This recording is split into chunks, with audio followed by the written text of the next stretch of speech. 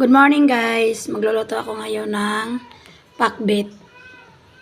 Ayan guys. Gigisa ko lang siya guys. Walang halong baboy. Gigisa ko lang siya. Lagyan ng timplahan lang. Okay na yan. Masarap na yan. Ayan guys. Ilalagay ko na yung bawang at saka sibuyas.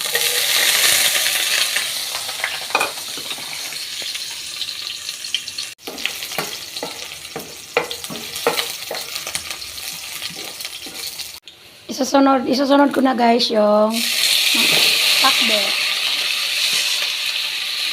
Roll.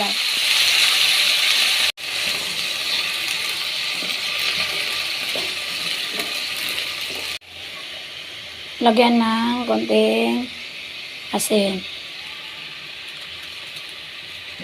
At magic sarap.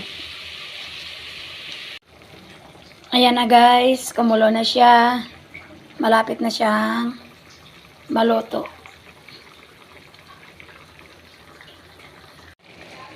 Luto na siya guys. Ayan.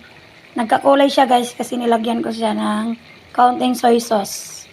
Ayan, masarap na yan kahit walang sahog na karning baboy.